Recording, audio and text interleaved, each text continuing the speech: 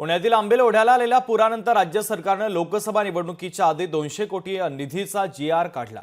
निवडणुकीपूर्वी घोषणा झाली, परंतु निवडणुकीनंतर निधीच न मिळाल्यानं सीमा भिंतीची निविदा रद्द झाल्याची माहिती समोर आली आहे। यंदा पावसाळ्याच्या तोंडावर सीमा भिंतीचं काम होणं आवश्यक होतं। असं असतानाही निधीच न आल्यानं राज्य सरकारला पुणेकरांच्या जीवाची पर्वा आहे की नाही असा प्रश्न उपस्थित झाला। तर याचा आढावा घेतला आमचे प्रतिनिधी अमोल धर्माधिकारी यांनी। पाहूयात। 25 जून 2019 ची तारीख। या दिवशी पुणे शहरामध्ये ढगसदृश्य पाऊस झाला। या पावसामुळे अनेक घरांमध्ये मोठ्या प्रमाणात पाणी शिरलं। महत्त्वाचं म्हणजे शहरातल्या मध्यवर्ती भागातून वाहणारा आंबील ओढा, हा आंबील ओढा फुटल्यामुळे अनेक घरांमध्ये मोठ्या प्रमाणात पाणी शिरलं आणि या संपूर्ण पुरामध्ये जवळपास 20 जणांचा जीव सुद्धा गेलेला होता। आता आपण याच आंबील ओढ्याच्या परिसरामध्ये आहोत। चित्र आपण पाहतोय की जी सीमा भिंत खरं तर महानगरपालिका उभारणार होती, ज्याच्यासाठी भाजपने मोठा अट्टहास केलेला होता। 200 कोटींचा निधी मंजूर करण्यात आला होता, अशी माहिती खासदार मुरलीधर मोहोळ यांनी त्यावेळी म्हणजेच गेल्या वर्षी 28 फेब्रुवारी 2024 ला पत्रकार परिषद घेऊन दिलेली होती। तसा GR त्यांनी दाखवलेला होता।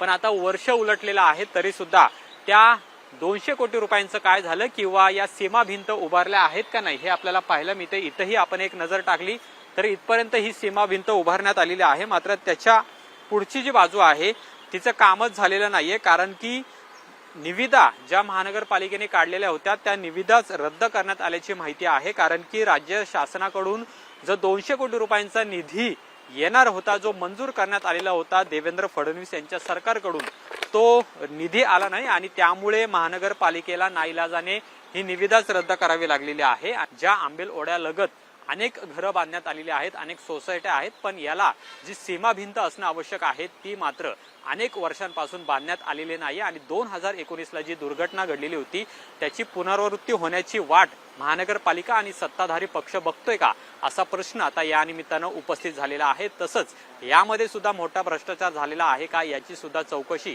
आता नवीन आलेल्या आयुक्त नवल किशोर राम यांनी करणं अपेक्षित आहे। कॅमेरामन योगेश केळापुरेसह अमोल धर्माधिकारी, लोकशाही मराठी, पुणे। 200 कोटीचा निधी द्यायचा GR दिला आयुक्तांना, मुरल्यांना आणि त्यांच्या सगळ्या भाजपच्या लोकांनी वाजत गाजत जाऊन आयुक्तांना त्यावेळेस पत्र दिलं। मग निधी का नाही दिला? मग आंबेल ओढ्यावासियांची भाजपने फसवणूक केली का? तर केलेलीच आहे। निधीच दिला ना दिला असता तर तुम्हाला डोक्यावर घेऊन फिरले असते लोक। निधी दिला नाही। आज ह्या लोकांची सीमा भिंतीचे अनेक प्रश्न आहेत। लक्ष्मीनारायण टॉवरची सीमा भिंत अजून झाली नाहीये सोसायटीची। इथली अर्धीच सीमा भिंत बांधली आहे 2010 मध्ये, 10 वर्षापूर्वी बांधलेली। अजून ही पुढची सीमा भिंत झालेली नाहीये। नाला साफसफाईचे टेंडर काढून बिलं काढून मोकळे आलेत। जेव्हा आम्ही आरडाओरड चालू केली तेव्हा कुठेतरी ही लोक आलेत। मला तर यामध्ये शक आहे, इथले काही स्थानिक मान्य आणि हे ठेकेदार काय पार्टनर आहेत का, याची चौकशी झाली पाहिजे। पावसाळा तोंडावर आला आणि पुण्यामध्ये 75% नालेसफाई झाल्याचा दावा पालिकेनं केलाय, मात्र प्रत्यक्षात परिस्थिती वेगळी आहे। अनेक ठिकाणी पालिकेनं ओढ्यातून गाळ काढून तसाच बाजूला ठेवल्याचं चित्र सध्या तरी पाहायला मिळत आहे। तर काही ठिकाणी अजूनही नालेसफाई झालेलीच नाहीये। त्यामुळे पुन्हा एकदा मुसळधार पाऊस झाल्यावर सगळा राडारोडा ओढ्यामध्ये वाहून जाणार आणि पुन्हा ओढ्यांना महापूर येणार अशी परिस्थिती निर्माण झालेली आहे। त्यामुळे नालेसफाईतही मोठा भ्रष्टाचार झाल्याचा आरोप आता पुणेकर करतायत। या संदर्भातला ग्राउंडवरून आढावा घेतला आमचे प्रतिनिधी अमोल धर्माधिकारी यांनी। पाहूयात।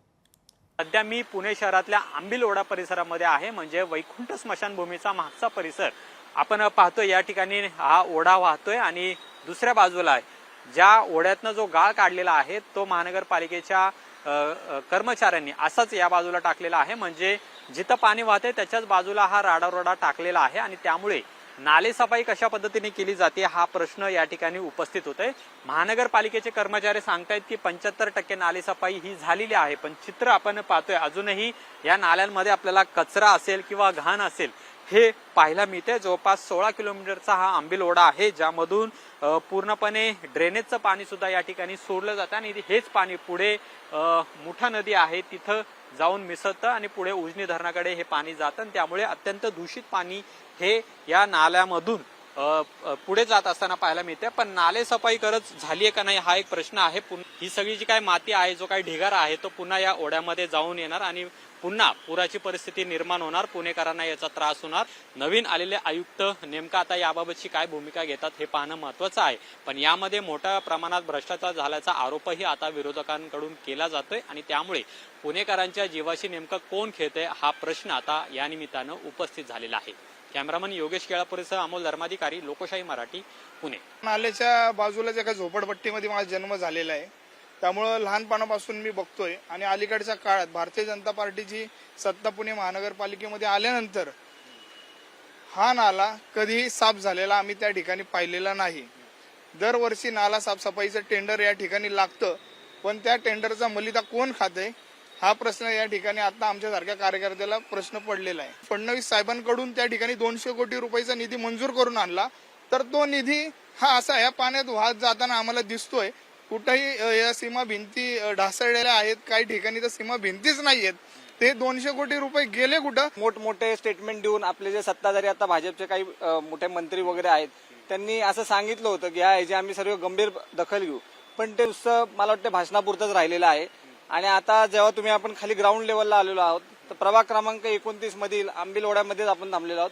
ते इथं तुम्ही बघताय की कशा प्रकारे इथं सगळा हा राडारोडा पडलेला आहे. आज देखील इथं नाले साफसफाईच्या नावाखाली एकही काम झालेलं नाहीये आणि हा सगळा मोठा भ्रष्टाचार झालेला आहे. याची आता जे नवीन आयुक्त आले त्यांनी तत्काळ चौकशी करावी आणि जे काही दोषी आहेत त्यांच्यावर कारवाई करावी ही युवक काँग्रेसच्या वतीने मागणी झाला.